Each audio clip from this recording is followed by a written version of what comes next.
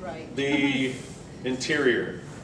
Obviously, there's much to an interior, but little things that I see make reports all the time is a dishwasher high loop. Does your inspector put this in the report? It's very minimal, but basically you see that top line going into the garbage disposal, that flex tube.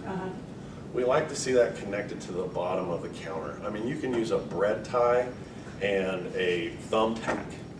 The reason we do is because if that backs up, all your dishes in your dishwasher are getting whatever's in that thing. And it's gross. So if it's high, the water can't travel up. But if it's even, it'll travel all the way to the dishwasher. So it just keeps everything that you eat off of without that bacteria. That's all it is. When let's just say I saw that in a house. I'm gonna say, hey, high loop was missing. I put things in 3 different colors. It's very minimal, but I put what it should look like with a pretty drawing. Like, here's what it should look like, but here's what yours looks like. Toilets, we see a lot of loose ones. Have your sellers, hey, push that with your foot, is it tight? I mean, it's a couple bolts that all they have to do is tighten them, that's it. We see it quite often, and they can cause leaks if the wax seal around it has broken. So, again, guys, this is layman stuff that I'm just trying to help you with keeping the report clean if possible. Plumbing. So up top there, this is how they used to do plumbing a lot, and it's called an S-trap. So it kind of looks like an S. So it goes down, up, and back down.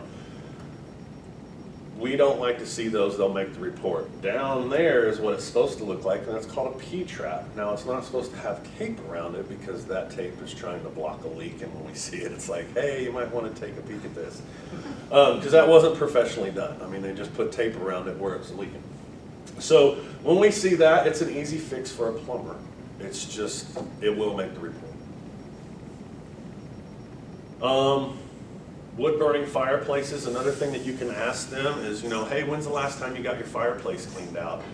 A lot of times when you look at it and you see black stuff, that's creosote, just AKA black buildup. I mean, basically, but that can be a fire hazard.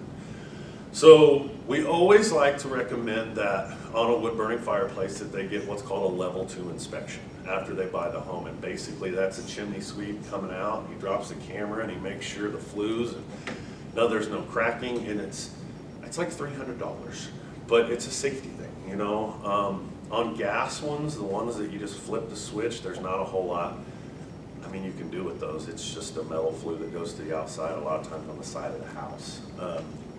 But when we see cracking in them, we always recommend repair because behind that is wood. And if fire gets behind it, there can be an issue. So anytime there's cracking, we always recommend repair. Smoke alarms, very minor, but it's life-saving. National, it's every hall and every bedroom and on every level. Sedgwick County does not, they do not require it in every bedroom. I always tell them, like on a new build, it's always, I don't say it's not necessary, but I always say, hey, if you got 2 children, they sell them at Costco for like $50 for 2 of them. I mean, they're battery powered. You can just slap them on the wall. But basically, smoke detectors and carbon monoxide detectors, every hall and on every level. Carbon monoxide, if you have a detached garage or any of your appliances are gas powered, they want you to have a carbon monoxide detector.